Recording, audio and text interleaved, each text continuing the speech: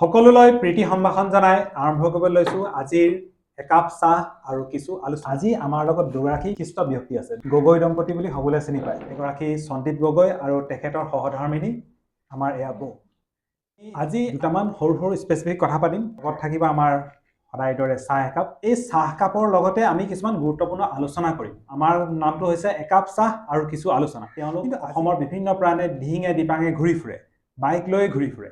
গতিকে বাইকৰ ওপৰত দুটামান কথা জানিম আৰু বিভিন্ন নতুন নতুন কথা জানিবলৈ চেষ্টা কৰিম। कि दुनिया के किसी कोने में निकल गए। किसी महान आदमी ने सच ही बोला है। हम जिस रास्ते पे चले उस रास्ते पे दिखती खड़ी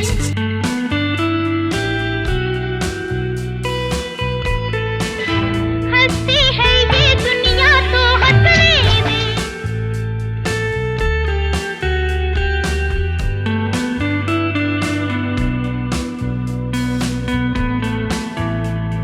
She said no need to worry, I saved up my money. If I need any more, I'll phone. Looking for a place to stay.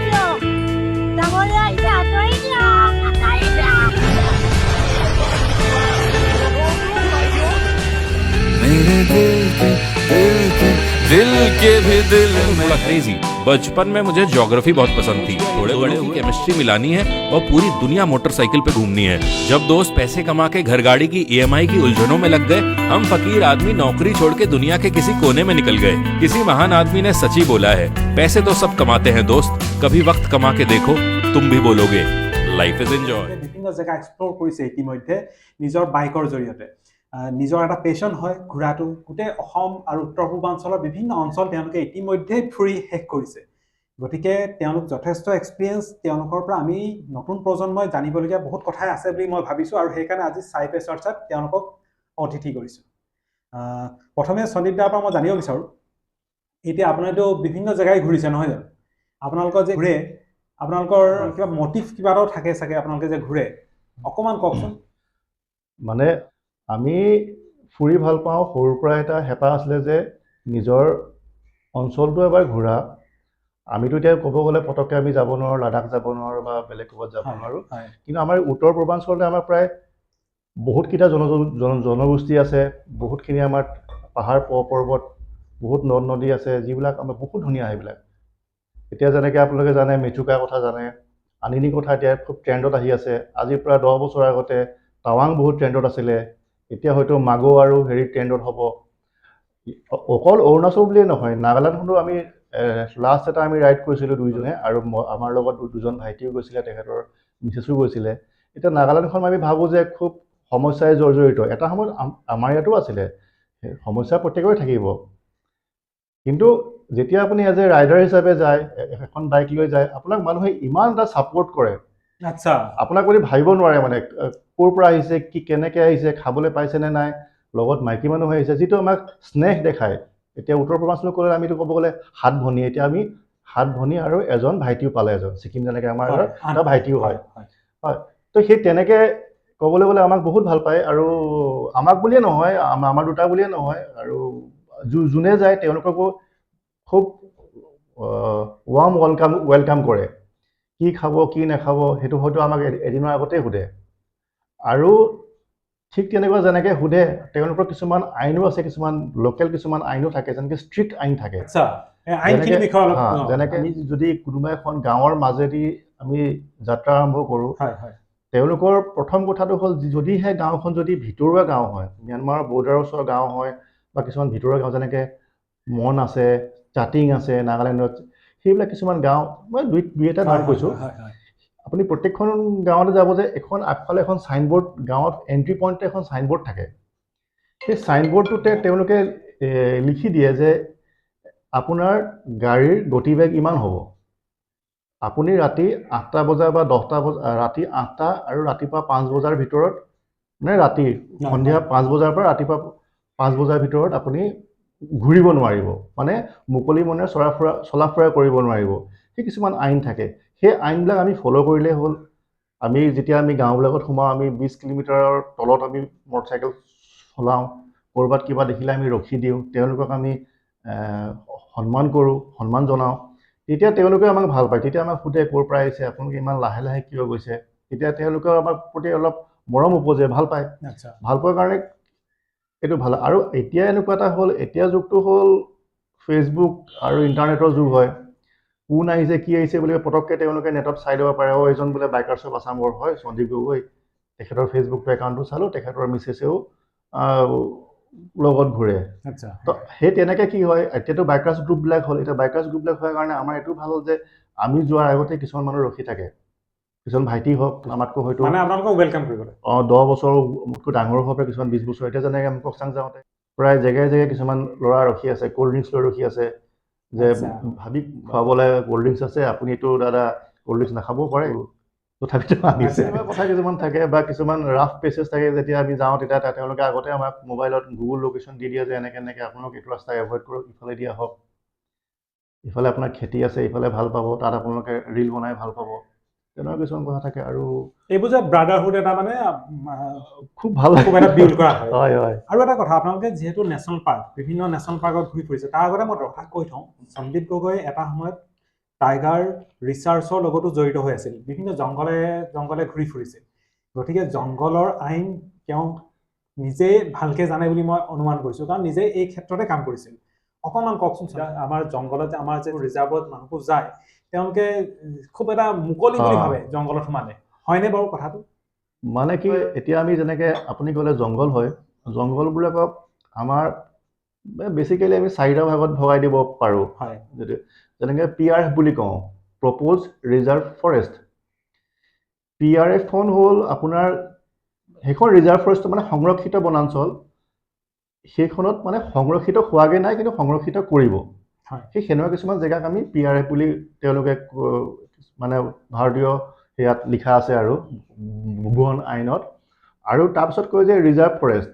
Reserve forest মানে আমি সুৰক্ষিত বনাঞ্চল। সুৰক্ষিত হ'লেও সি আমি ইংৰাজী ভাষাত তৰ্জমা কৰোঁতো সুৰক্ষিত বুলি কয়, সুৰক্ষিত বনাঞ্চল, কিন্তু সুৰক্ষিত নহয়, এখন অসুৰক্ষিত সেইখন। অসুৰক্ষিত হোৱাৰ কাৰণটো হ'ল সেইখন যিকোনো সময়তে চৰকাৰে নিজৰ লাভৰ কাৰণে লিজত দিব পাৰে। যেনেকৈ বালিমহলৰ কাৰণে লিজত দিব পাৰে, কাঠৰ মহলৰ কাৰণে লিজত দিব পাৰে, কয়লাৰ কাৰণে লিজত দিব পাৰে, সেইবিলাকক কয় reserve forest. Reserve for revenue.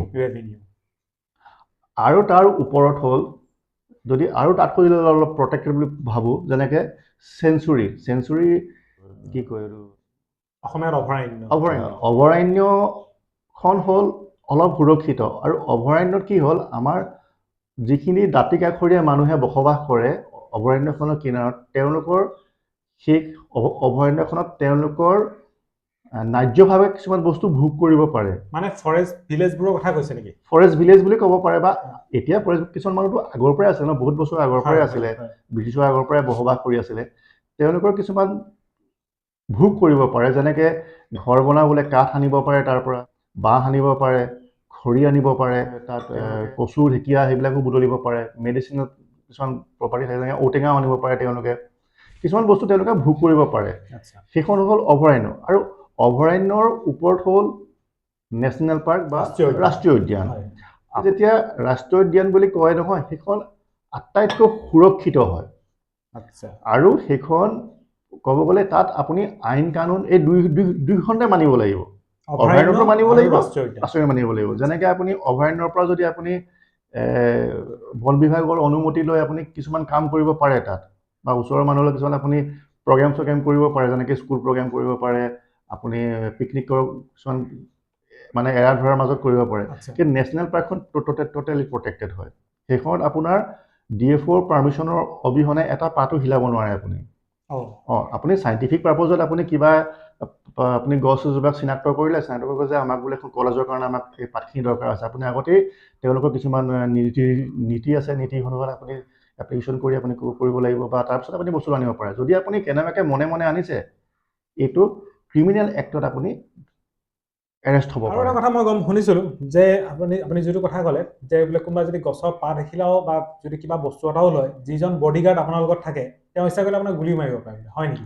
সেই বস্তু টোটেলি প্ৰটেক্টেড মানে কি, তাত এক্সট্ৰিম পইণ্টটো হ'ল গুলিয়াই দিয়া। যেনেকৈ ডিব্ৰুচৈখোৱাত এটা ল'ৰাই এবাৰ বৰশী লৈ পিনে মাছ মাৰিব যাওঁতে তেখেতক DFOই গুলিয়াই দিছিলে।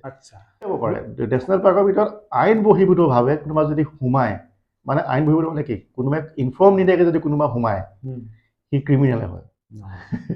আৰু আমিতো দেখোঁ যে বহুতে কিবা কিবি কৰে, হয়তো এৰা ধৰাৰ মাজত চলি যায়, কাৰণ কোনোবা কেতিয়াবা কয়। আৰু নেশ্যনেল পাৰ্কৰ ভিতৰত খোজকাঢ়ি আপুনি যাব নোৱাৰে, খোজ কঢ়াটো নিষেধ, আপুনি গাড়ীত যাব লাগিব, বা তেওঁলোকৰ যিখিনি অনুমতিপ্ৰাপ্ত কিছুমান বাহন থাকে, সেই অনুমতিপ্ৰাপ্ত বাহনত আপুনি যাব লাগিব, তেওঁলোকৰ মতে আপুনি কৰিব লাগিব। তাৰপিছত তেওঁলোকে আপোনাৰ যিটো বস্তু উপভোগ কৰিবলৈ দিব, যেনেকৈ আপুনি আমি যেনেকৈ জানো কাজিৰঙা নেশ্যনেল পাৰ্ক, কাজিৰঙা ৰাষ্ট্ৰীয় উদ্যান যদি আপুনি যায়, আপুনি দেখিব যে জীপ চাফাৰী আছে, তাত আপোনাক খোজকাঢ়ি যাব নিদিয়ে, আপোনাক সেই জীপ চাফাৰী যাব লাগিব, আইদাৰ আপুনি এলিফেণ্ট চাফাৰী যাব লাগিব।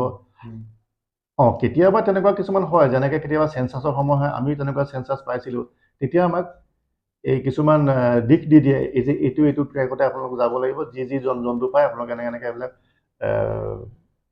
তথ্যবিলাক আপুনি লিপিবদ্ধ কৰিব লাগিব। টাইগাৰ চেঞ্চাছৰ কথাটো থাকি গৈছে, অকণমান যদি কৈ ভাল লাগিব। 2011ত মই তেতিয়া নেচাৰ্ছ বেকনত আছিলোঁ, নেচাৰ্ছ বেকনৰ এতিয়াও হয়, নেচাৰ্ছ বেকনত থাকোঁতে আমাক কৈছে যে NGOৰ কিছুমান ফৰেষ্টৰ লগত একেলগে লগ লাগি পিনে আমি টাইগাৰ চেঞ্চাছত আমি যাব লাগে। সেইটো 2011 কথা, এইটো হয় নাই? 2011 আমি তেনেকৈ গৈছিলোঁ, নামদফা নেশ্যনেল পাৰ্কলৈ গৈছিলোঁ। নামদফা নেশ্যনেল পাৰ্কত মই আছিলোঁ 75 মাইল বুলি কয়, 75 মাইল এৰিয়াটো পৰিছিলে। আমি 6টা ভাগত আমাক ভগাই দিছিলে, আমাৰ গোটেই ল'ৰাখিনিক। নায়াৰদা গৈছিলে তেজপুৰৰ পৰা, আমাৰ মানস গগৈ গৈছিলে বাঘেৰিটাৰ, মানস গগৈ এটা ভাল ৰিপৰ্টাৰো হয়,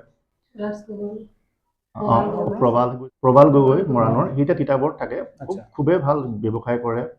যেনেকৈ জয়দীপ চিল গৈছিলে ধুবুৰীৰ, সি গৌৰীপুৰৰ হয়, অৰিজিনেল ঘৰ গৌৰীপুৰ। সি এতিয়াও ভাল কিবা কৰি আছে, সি ৰিচাৰ্চ ফেলৰ সেই বান্দৰৰ ওপৰত কাম কৰি আছে সিহঁতি। তেনেকৈ আমি যাওঁতে কিন্তু তাত আমি বাঘ নাপালোঁ, কিন্তু বাঘৰ আমি চিন পাইছিলোঁ যে বাঘ তাত আছে, ঢেকীয়াপতীয়া হেৰি পাইছিলোঁ। আৰু এটা কথা মই সুধো এতিয়া, আপোনাক মানে পাই পেলাই চাহ প্ৰায় শেষেই হৈছে, কিন্তু কামটো কথাটো সুধিবলৈ ষ্ট'ৰ কৰোঁ, এনেকুৱা জেগাই হওক বা আমাৰ মানুহখিনিয়ে ভাবে যে কিবা কিবি বস্তু নিবলগীয়া হয় বা নিয়ে, আপোনালোকেতো এক্সপিৰিয়েঞ্চ হ'ল, গতিকে অকণমান যদি কয় ভাল লাগিব। কিবা এটা ট্ৰিপ প্লেন কৰিলে প্ৰথম কথা বহুত ধৰণে যায়, কিছুমানে বাছত যায়, কিছুমানে ফ্লাইটত যায়, কিছুমানে নিজৰ গাড়ী লৈ যায়। গাড়ী লৈ যোৱা বাকীখিনি কথা নকওঁ, কিছুমান মানুহ আছে বাইকাৰ্ছ, যেনেকৈ আমি ৰাইডাৰ বুলি কওঁ। বাইকাৰ্ছখিনি কি হয়, যিমান পাৰে বস্তু আমি কম নিওঁ, কম দিব লাগে। কম মানে এইটো নহয় যে আমি ছেফটি গিয়াৰ্ছখিনি কম নিব নালাগে। ছেফটি গিয়াৰ যিখিনি, এটা ভাল কোম্পানীৰ হেলমেট, আৰু হেলমেটটো হ'বলৈ হ'লে সেইটো প্ৰথম কথা এইটো হেলমেটটো ভাল হ'বই লাগিব। তাৰ কথা আছিলে যেনেকৈ আমি যদি শ্লিপ পৰোঁ, ছেকেণ্ড আমি দুখ পাওঁ হাতখন, হেলমেটটো আমাৰ বচাব, কিন্তু তাৰপাছত আমি পৰাৰ লগে লগে আমি হাতখনে দি পাওঁ ন, সেইকাৰণে আমাক হেণ্ড গ্ল'ভছযোৰ ভাল লাগে। তৃতীয়টো হ'ল ৰাইডিং জেকেট। তাৰপিছত যদি আমি তাৰপিছত পৰিব কিন্তু ভৰিটো পৰে, ভৰিৰ আঁঠুগিলাটো ভঙা চান্স বহুত, গতিকে আমাৰ এইটো ৰিকভাৰী হ'বলৈ টাইম লাগিব যদি আমাৰ কেনেবাকৈ ভাগে। তো সেইটো কাৰণে আমি জানো যে সেই ৰাইডিং পেণ্টটো আমাৰ বহুত দৰকাৰ, সেইকেইটা বস্তু আমাক লাগে। তাৰপিছত আহিলে আপোনাৰ চশমা, কিছুমান জেগাত বহুত দৰকাৰ হয়, চশমা দৰকাৰ হয়, তেনেকৈ আৰু এযোৰ ভাল বুট লাগে, জোতা। মানে কথাটো এনেকুৱা, দৰ্শকক, প্ৰিভেনশ্যন ইজ বেটাৰ দেন কিয়ৰ, আৰোগ্য হোৱাতকৈ সতৰ্ক থকাই ভাল। আৰু ইয়াৰ পিছত মই আমাৰ বৌ যিহেতু আছেই, বৌ মানে কি হ'ল, তেওঁ সন্দীপ দাৰ লগতে যায়, বিভিন্ন অঞ্চল তেওঁ ভ্ৰমণ কৰিছে। তেওঁ পিলিয়ন ৰাইডাৰ হিচাপে তেওঁ বহি গৈ, কাৰণ চলাই যোৱাৰ আমেজটো বেলেগ আৰু বহি যোৱাৰ আমেজো বেলেগ, গতিকে বহি যোৱাৰ আমেজটো কেনেকুৱা, বৌৰ পৰা অকণমান জানো। বহি যোৱা আমেজটো মানে এওঁটো চলাই যায় বাইকখন, কিন্তু মই মানে বিভিন্ন জেগাখিনি চাই যাওঁ। মমিবই বিভিন্ন সময়ত বিভিন্ন ঠাইত যেতিয়া ঘূৰে, ভ্ৰমণ কৰে, তেওঁ ভ্ৰমণ কৰাৰ পিছত তেওঁ কিন্তু এটা বেলেগ ধৰণৰ কাম কৰে। ফেচবুকত হওক বা অন্য জেগাতে হওক, খুব ধুনীয়াকৈ ভ্ৰমণ কাহিনীটো লিখিবলৈ চেষ্টা কৰে। কেনেকৈ কৰে বৌ, সেইখিনি কথা আপোনাৰ ঘৰৰ পৰাই চিন্তা কৰি যায় নেকি, পিছত আহি পেলাই এইবোৰ লাহে লাহে জুকি আছে? আচলতে তাৰ পৰা ঘূৰি প্ৰথম যেতিয়া মই বিভিন্ন ঠাইলৈ গৈছিলোঁ, কিন্তু বিভিন্ন ঠাইলৈ যোৱাৰ পাছতো মোক সেই কথাটো ধাৰণাটো অহা নাছিলে।